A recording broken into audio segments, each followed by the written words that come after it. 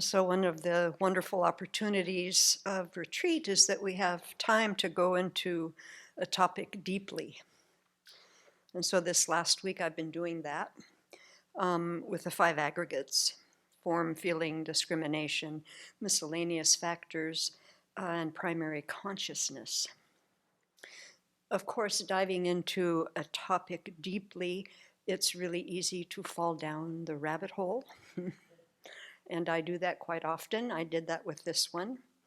And so what that means for me is that everything is so complicated and tied together in Buddhism that I start with one thing and then I get off on this, and then there's that, and then there's this, and then I'm not tying them together very well. And I end up kind of consuming the information instead of integrating it.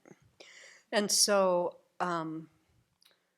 that's not a very pleasant experience, but it reminds me that I need to take a little bite, go slowly, and try to integrate what I'm reading about and thinking about and meditating on. And then that gets me back on track. So I did that with this one. Otherwise, it leads to discouragement, for sure.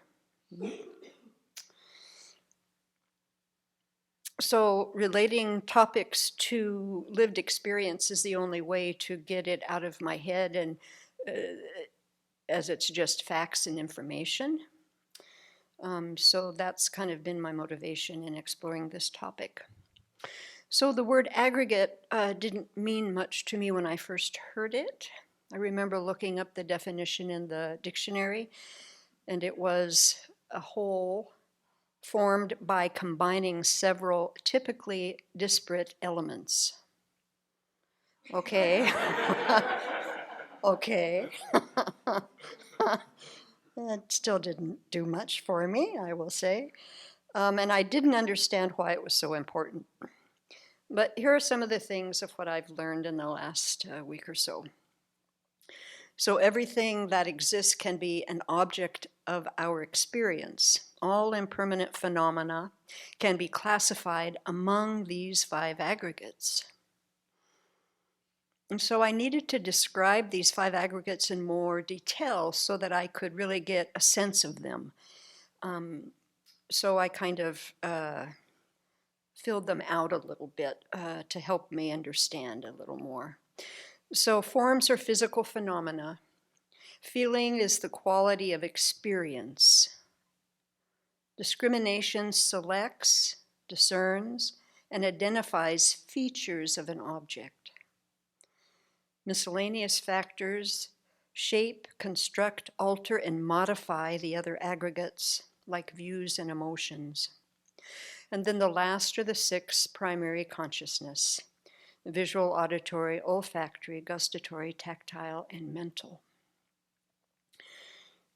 I still have a lot of thinking about these that needs to happen, I will say. But these 5 aggregates is a schema for categorizing impermanent phenomena. So these 5 include all impermanent phenomena.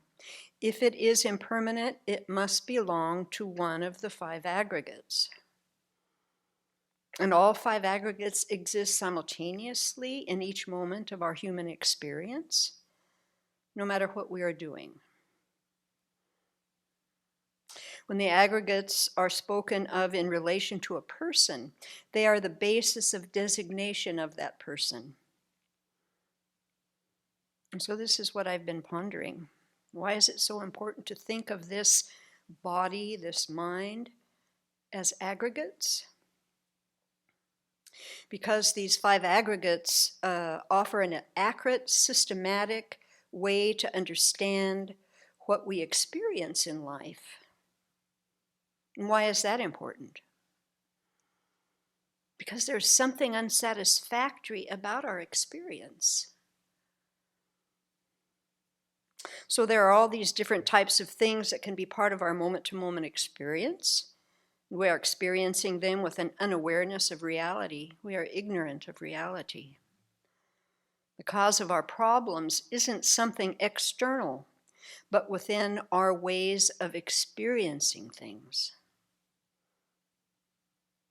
As His Holiness the Dalai Lama and Venerable Children write in Volume 4, Following in the Buddha's Footsteps, the teaching on dependent arising explains that due to ignorance in previous lives, karma was created. Craving instigated the ripening of karmic seeds, bringing forth the 5 aggregates of a new rebirth. So round and round we go. Also on Saturday, when Venerable Children was teaching, she asked, why am I more important than others? Because I am me. This is the problem, isn't it? When I think of my mind, my body, it is very personal. It is solid. It is my identity. I grasp onto it. These 5 aggregates are the basis and dependence on which we cling to I, mine, and myself. We take the aggregates to be identical to ourselves, with ourselves, making them I. We'll look at them as things that belong to us and that brings pleasure as mine. We then create views about the self and act within these erroneous views. So for example, if I grasp consciousness as me, and as me I am the controller of the other 4 aggregates, then as I see things, a feeling comes from form that I am looking at. This brings attraction and desire, or aversion and hatred. And then that leads to incorrect discrimination. So discriminating foul as clean, suffering as happiness, impermanent as permanent, self where there is no inherent self. So learning about and labeling the mind and body as aggregates is so helpful then, because it is impersonal. And that's very helpful. If I think about it as my and mine, that is too personal, and I am very deluded. So it's much more realistic to think about this in terms of aggregates.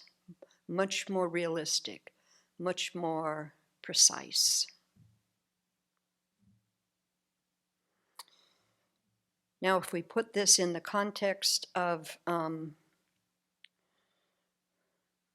the 4 establishments of mindfulness, again, His Holiness and Venerable write in the Volume 4, the purpose of the 4 establishments of mindfulness is to gain direct insight into the nature of our body and mind, and to use this wisdom to eliminate the afflictions that bind us to samsara.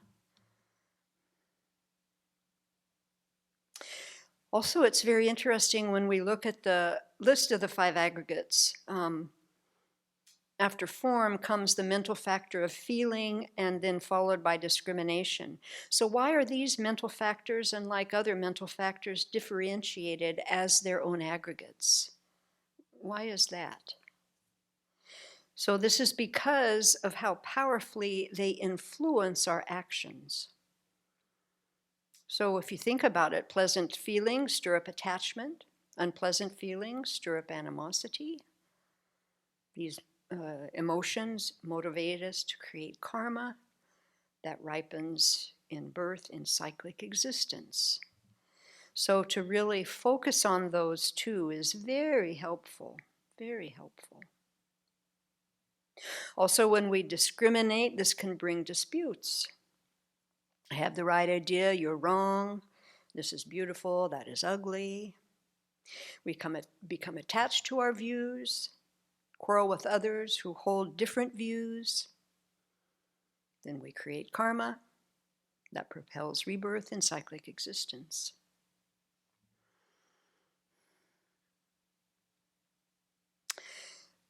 So there's a book that I read a lot that I like. It's called Mindfully Facing Disease and Death, Compassionate Advice from Early Buddhist Text by Bhikkhu Inalyo.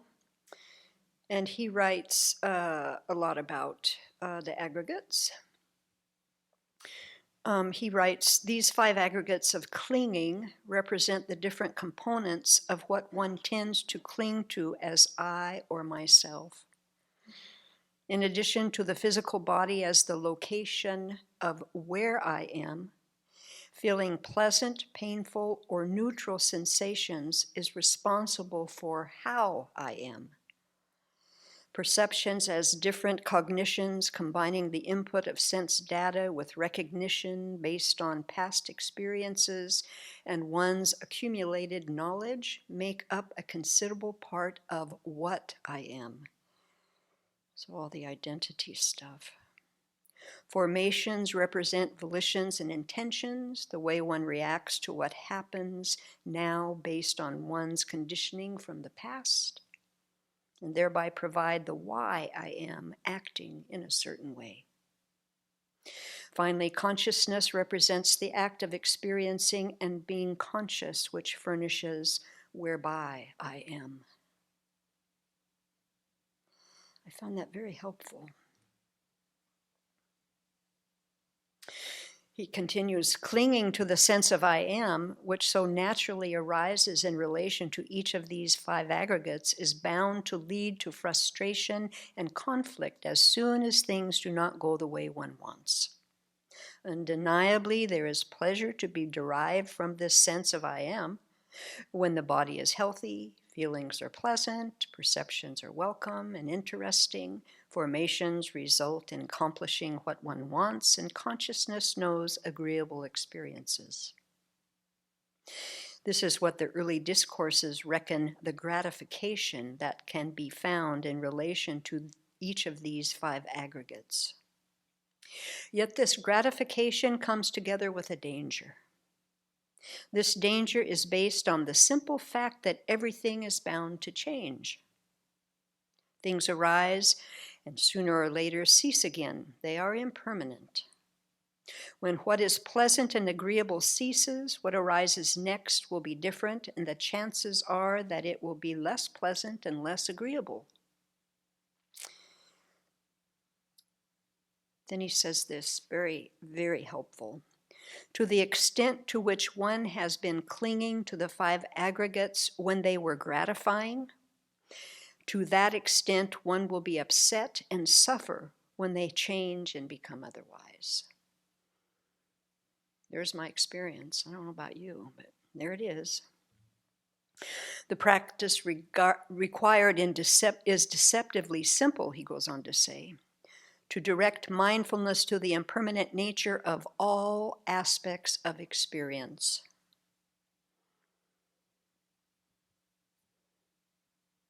To direct mindfulness to the impermanent nature of all aspects of experience. How can we keep that in our minds?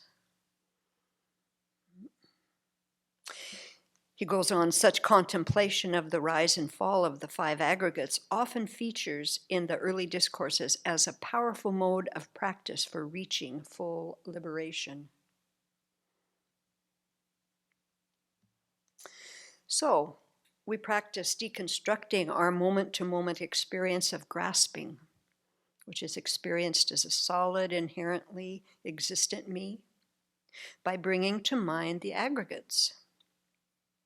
If we see all of the parts that I am based on are multiple and changing all the time, changing at different rates, that helps to break our view of the solid me based on it.